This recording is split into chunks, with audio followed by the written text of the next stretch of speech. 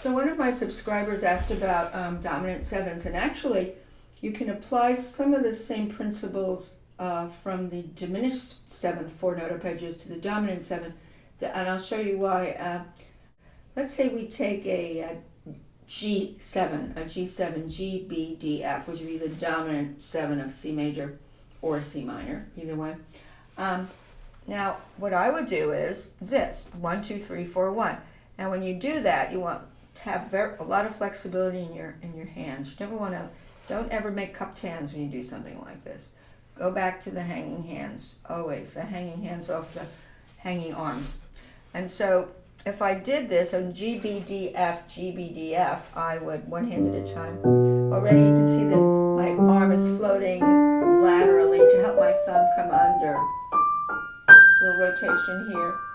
Here, long finger, and then adjust your hand. So you lengthen your finger and then adjust your hand. You can see what I'm doing. That was similar with the other one I showcased with the diminished 7. I did the same idea. With different intervals, of course. Long finger come around, long finger come around. See, the thumb comes out.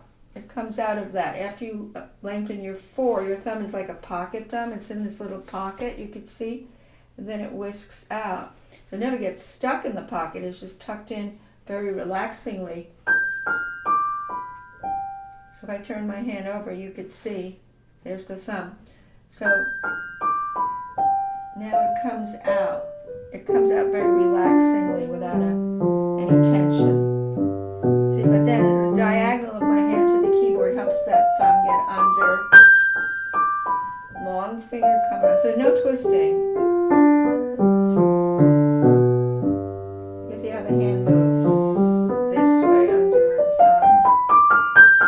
Loop over with your 4. Loop over with your 4. Loop. I like that loop coming down. Lateral. Rotate. Loop around. See the loop around. Loop around. That's the key to it. So you don't hurt yourself. I don't have any pain because I didn't tighten my hand at any point. I didn't try to frame the dominant 7 as, oh, I got my octaves out there to frame it and stiffen up my hand. I don't do that. I just go back to my hanging hand. The left hand is going to be similar. When you go up, you want to have that long finger and then come around. You see long finger come around, long finger come around. And you have the lateral sideways so you can see my angle of my hand. Roll into the long finger over, long finger over, long finger over. You can see how I'm moving. And there's no pain. If you have pain, it means you're holding a stiff hand position, or you're tightening up your hand or your wrists, whatever. So remember, roll into that. This is very symmetrical because your blocks in between your thumbs are these. These are the blocks if you want to block the inside of this G7. You see, that's what it is. So that's symmetrical. And your thumbs meet on either side of those blocks. You can see.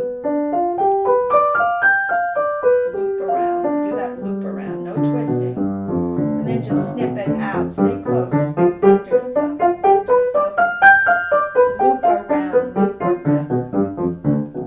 The thing is, too, I notice students do sometimes when they do the loop around, they get very shallow on the other side of the thumb this way. And so if they're shallow, there's nowhere to go. They've lost their center of where they are. See? I pretty much know where I want to be. Target the groups. I can target the feel of the groups where I want to be. Right here you can see. So I know I'm going to be more or less here. See? More or less here. I don't want to start zigzagging and go shallow. None of that. I'm going to do another dominant 7 that starts with a black note. Actually, those are a little bit easier on the hands. Like an E flat 7, that would be E flat, G, B flat, D flat.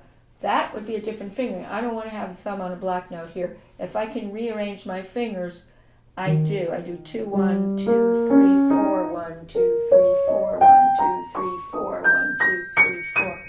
There's no 5. There's no 5. I got rid of the 5. So I again float sideways, little rotation. Now you loop around. This is a little tricky because long finger come around.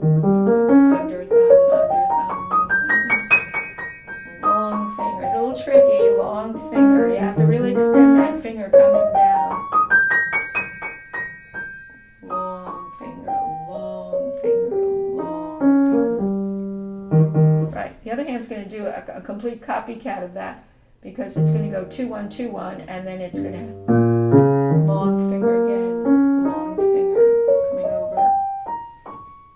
So you notice that the hand moves and it glides down. You never have you're always in motion, you're in floating motion, flotation.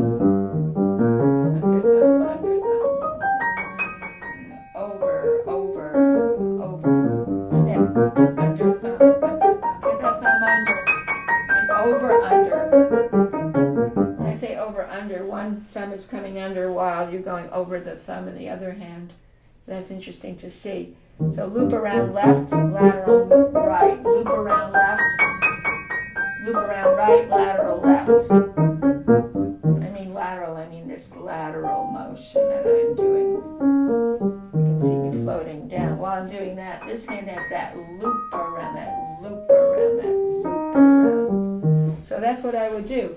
So I rearranged my fingering for this is my staccato. Loop around, loop around. And I think the other thing is never to zigzag in and out. You've got to know where the weight of your hand is, especially when you do the groupings in between. Like here's the grouping here. These are your groupings right here of the E flat 7. So you want to know, where do I want to be? Because that's where the weight of your hand is. The thumb is just springboarding into those groups. Center of gravity are those groups. The 4 3 2s. Okay, so that's actually easier than the one I first started with. I'm going to look for A7, A, C sharp, E, G. Slowly, so you can see that. Long finger. Readjust your head. You always have a hanging hand no matter what.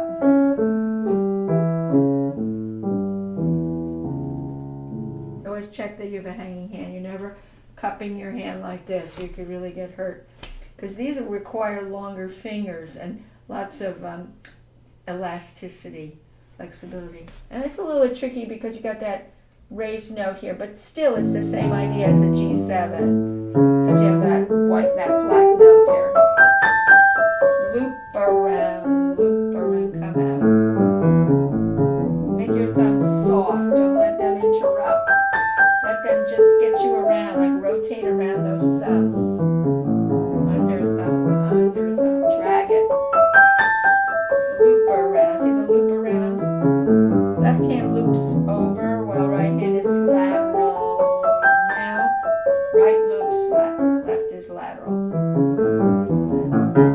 Under thumb, see I'm in the same place. I didn't change where I am on the keyboard. Under thumb. Over.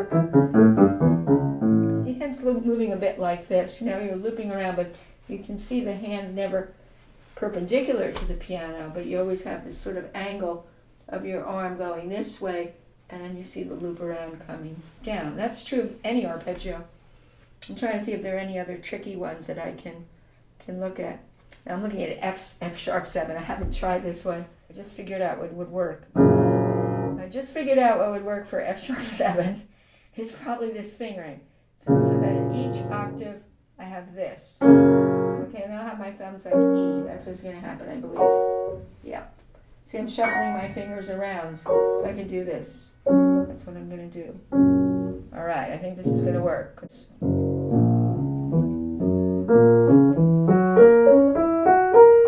Threes, and that's what I would do. Gotta get used to it. All right, that's what it is. Best fingering for that.